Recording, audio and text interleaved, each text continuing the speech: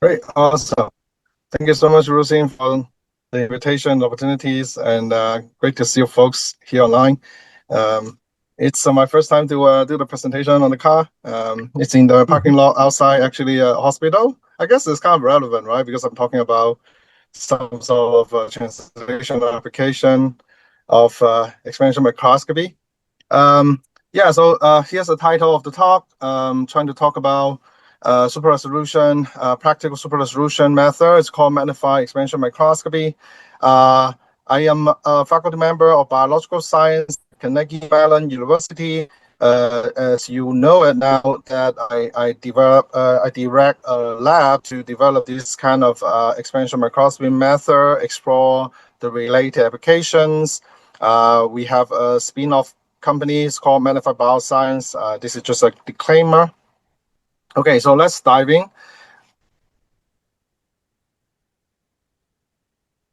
So before we actually talk to the substance, we'd like to talk about the motivation of the development of expansion microscopy. It was, I think, reported first time in 2015. That's like 11 years ago. Professor Ed Boyden, MIT, pioneered this technology. He is a neural engineer. Dedicate his research for resolving the brain. And as we know, brain is incredibly complicated. Have billions of neurons forming trillions of connections. And if you just look at the individual connection, which is called the synapse, there's thousands of different biomolecules. They orchestra together with nanoscale precision. So the question is whether we will be able to actually map this kind of biomolecules in space. And one of the method that we have been using as a scientist is optical microscope, right? However, if you use optical microscope to see this kind of synapse structure, you will see this pixelated blurry structure, as we know, because the optical diffraction limits, which is around 250 to 300 nanometers resolution. You will not be able to see anything smaller than that. And unfortunately, synapse has size similar to that diffraction limit. Therefore, you will not be able to resolve them properly. People has been developing a new super resolution microscopy technique. A few of pioneers actually got the Nobel Prize a few years ago. Of course, they can circumvent this optical diffraction limit. The problem is it oftentimes require expensive equipment, complex sample preparation. I guess we all understand that it probably quite costly to extract nanoscale information from complex biological system, right? We have electron microscope, which is a really expensive piece of equipment, require lots of money to maintain. And light microscopy, on the other hand, is slightly more affordable, but it also bound by the optical diffraction limit. So is there a way that we can actually think of an out-of-box idea, right? And that's where the expansion microscopy comes in. Let's take the Earth as an example. Let's treat that as a sample, and we try to look for the building that I'm working on, right, which is the Mellon Institute at Pittsburgh. And if you use confocal microscope, basically what you can see, is this resolution, right, on the left hand side. There's not so much you can see, but then if you imagine you can actually expand the Earth in several times in each dimension. Now using the same microscope, you will be able to see this expanded Mellon Institute. Now all of a sudden you will be able to see all the details, right? Expanded trees, expanded cars, and all others. You can see the structure. So that's the concept. But how can you actually do it, right? So it turns out you will need some sort of hydrogel, right? So this is actually a human breast biopsies embedded in a hydrogel, and then you put them in the water. It's a water soluble, so you can see that it actually expand. So there's many expansion microscopy methods has been developed, and you can summarize them into 4 steps. Well, first, you have to chemically modify the tissue biomolecule. We call this anchoring step. After that, you infuse the tissue with some building blocks of the hydrogel. So we call this in situ polymer synthesis. And after that, you have to apply enzymes and heat denaturants to soften the tissue. And after that, you put them in the water, it will expand. And here, to show you one example, you have a mouse brain embedded in the hydrogel. before expansion and after expansion, right? This is after 4.5-fold expanded. So you can see that the whole brain expanded and become transparent. So we already have a bunch of key publication on the way. And recently, we published the most up-to-date reviews on this expansion microscopy. Feel free to look it up. So just give you a more concrete idea of how this thing works, right? So microscopically, when you apply anchoring reagents, it interact with the tissue biomolecule. It serves as chemical handles to install them. And after that, you submerge the tissue with the building blocks of the polymer, right? Those little white blobs, those are the monomers. And then you trigger the polymer synthesis, which you see that the monomer actually connect to each other, forming these gigantic networks. And during this process, the modified tissue molecule will covalently link to this network. And therefore, they now the spatial information are physically recorded in the hydrogel network. And after that, you apply enzyme or heat denaturation. So you loosen the tissue. And now when you put them in the water, this water swirling hydrogel will pull this biomolecule separate from each other while maintaining their relative geometry relationship. So therefore, the shape will remain the same. So that's how expansion microscopy works. And during my time as a postdoc working with Professor Ed Boyd and MIT, I already try to aim to adapt this technology for pathology. So we developed the first method called expansion pathology. The idea is that you kind of convert all kinds of clinical samples into a state that enable expansion. So we remove the paraffin, for example, remove those things from H&E. After that, you can gel them, and then we apply enhanced enzymatic digestion to digest away all the stubborn extracellular matrices from the human tissue, and after that you can expand. And this is like the example shown here that before expansion, this is like the human kidney tissue looks like, and after expansion, this is just half of them, and you can see that it's as big as a petri dish. We have demonstrate a bunch of demos. I'm just going to talk about one of them, the kidney diagnosis, right? So we know that kidney disease oftentimes rely on the clinical electron microscopy to do diagnosis. One of the reasons is, if you look at this cell, this is a podocyte, right? Kidney podocytes has a very complicated food processes, and the morphology of the food processes actually matters, for diagnosis. For example, you have these EM images of the cross-section of these food processes, and you can see that it's a periodic structure. The feature size is roughly 200 nanometers, right? So that's beyond the optical diffraction limit. And in the case of minimum change disease, you can see that these food processes, they connect to each other, and we call this podocyte food processes effacement. And as the name suggests, minimum change of disease, that means that if you put them under the optical microscope, you will not be able to tell the difference between the health and the minimum change of disease. So in this demo, we actually asked whether expansion pathology can visualize such changes. So we do a comparison, right? So first, we just expand the normal kidney, and then we stain with a bunch of markers, for example, vimentin, ACTN4, and collagen 4. And ACTN4 will show basically the podocyte structure. And as you can see here, this is the expansion pathology images of the normal kidneys. And if you do a line profile measurement, you will see that the periodic structure of the processes and the feature size is similar to what's observed in the electron microscope. While in the case of minimum change disease, these food processes are continuous, just exactly like what the EM images show. Since the first version of microscopy, it has been 7 years and more than 1,000 publications in the field already, and there are many method development.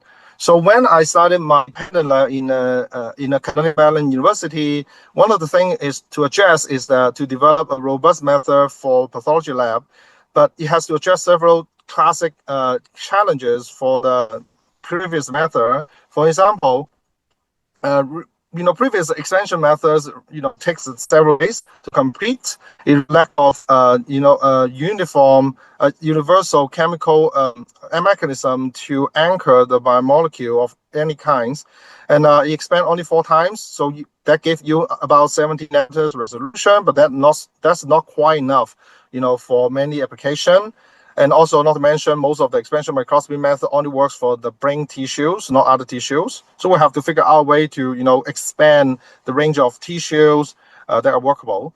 So, also make it easier so that even my son can do this experiment. So after several years of development, we give the answer: Magnify expansion microscopy. So it's a method that simplifies the whole process. There's no anchoring step in this particular method.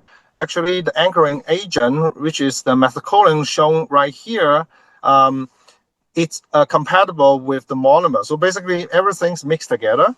So all you need to do is just put the tissue into the gelling solution, gel, this tissue, then the anchoring and the polymer synthesis will happen at the same time.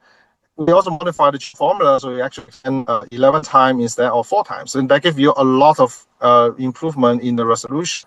So there's a bunch of features that improve compared to the original expansion methods. First of all, this method, since we simplify the workflow, it can be done in 1 day, right? So you start in the morning, you will be able to image the sample in the afternoon. Very simple. Place the tissue on the glass slide, put the spacer on, and then you submerge that into a gelling solution. You gel it within 1 hour, and after that, you cut it out, put them in the solution. It's a denaturant, so like SDS and urea. You can soften it, with the pressure cooker, and after that, you can wash and then stain. That will take the longest time, but it's only like 3 to 5 hours. And after that, you expand and you can image. Magnify, use a universal anchoring mechanism. So that means that it anchors the protein, DNA, and lipids, and RNA as well. Here just shows you some of the data. Magnify capable of retain protein across different kinds of tissues, including like kidney, brain, organoids, and other tissues. You can see the nucleic acids, DNA, RNA. So you can do DNA fish, you can do RNA fish. And what surprised us is that Magnify actually also capable of retaining the lipids. So, for example, in this case, this is a mouse brain expanded by Magnify. And you zoom in, you can see this presynaptic compartment. We see the individual synaptic vesicles. On top of that, you see that we stain this sample with a regular lipid stain, DID, and you can actually see the mitochondria membranes, including the intracellular one. So you can actually see the crystal structure of the mitochondria.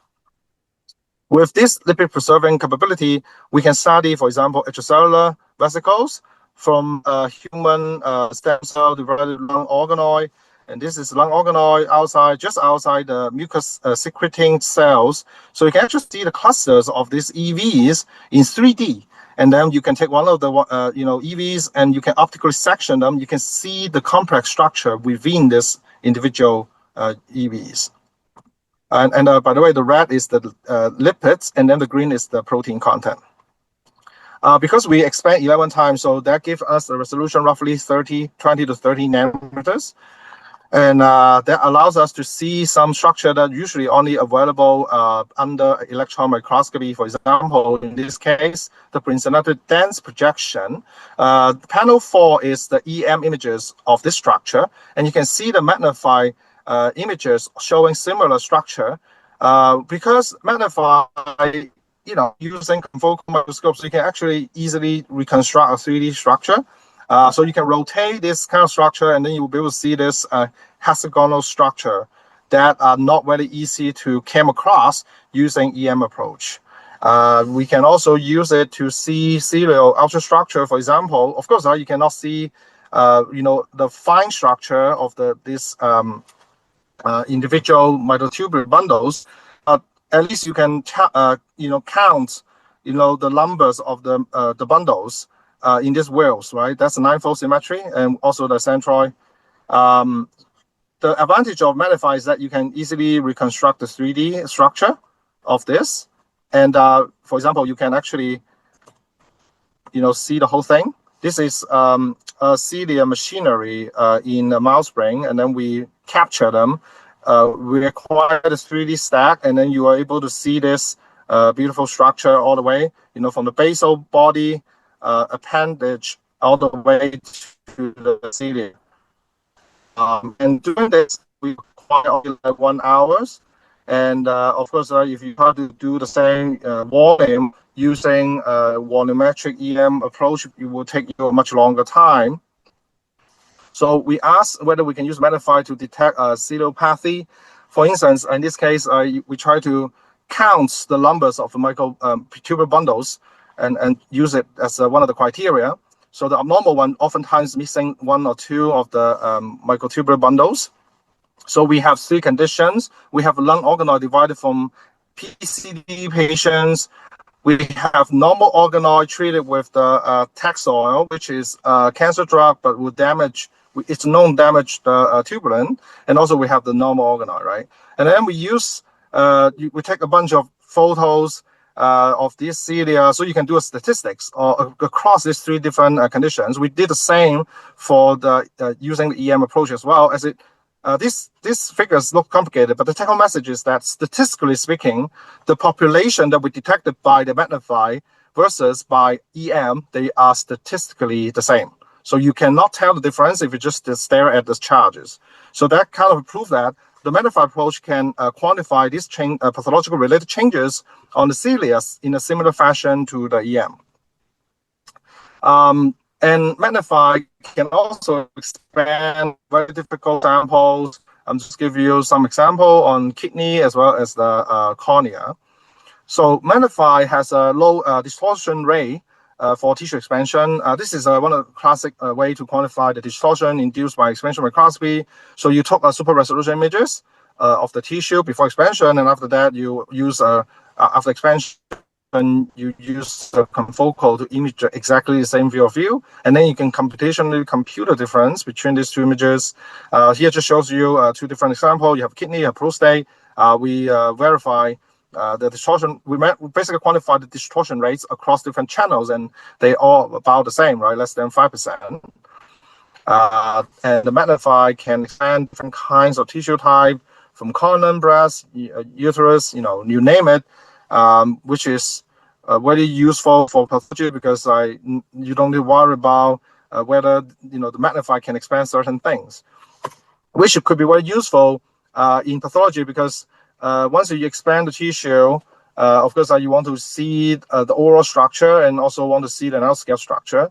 And Magnify, does not require specialized optical microscope, right? You can use any conventional fluorescent microscope to see, because conventional microscope operate at a very fast throughput, right? So that means that you can actually still able to see the tissue level structure using low magnification lens, and then you can switch to the high magnification, zoom in to some of the structure, for example, in this case, glomeruli, and then look at, for example, prostate. So you can cover all the range. And we are actually working with the local hospitals. We, this is my PhD student working, on this human kidney biopsy. We have 20 patients, 10 different kidney disease. And on the left side, that's the EM images of, kind of normal kidney glomeruli. And then on the right side, that's the Magnify approach. So we use a pan-protein stain. It's an NHS ester that can stain all kinds of different proteins. And that gives you the actually EM-like texture. And on top of that, you can perform immunofluorescence. So you can actually stain specific marker. For example, in this case, ACTM4. We can also stain with using lectin to highlight the basal membrane. So actually, you can generate like clam-like images. And of course, we can use Magnify to see, those nanostructure from associated with kidney disease. For example, I'll just give you one example. This is zebra bodies, right? So on the left, that's the E images of the zebra bodies, and Magnify can see the same. And of course, we can then leverage some of the tools, right? For example, you can do segmentation, you can use machine learning model to automatically detect the kidney protocycle processes. You can detect the basal membrane, basement membrane, and using this approach, you can quantify. For example, you can measure the thickness of this glomerular basement membrane. By doing so, you will be able to quantify the difference between the normal kidney, GBM as well as disease one, right? So this is just one example. So we are doing the same for other kidney diseases, and hopefully we'll be able to develop a robust workflow to detect kidney diseases without the need of clinical electron microscopy. We also developed a so-called Magnify, which is a specialized version of Magnify approach, target infected tissues. The key difference between Magnify and Magnify is it developed cocktail of cell wall digesting enzymes that are capable of processing gram-negative and gram-positive bacteria as well as fungus. So they comes with different cell walls, and Magnify can deal with them all. Here just shows one example. We got some human cornea sample from Wheels Eye Soil from Philly.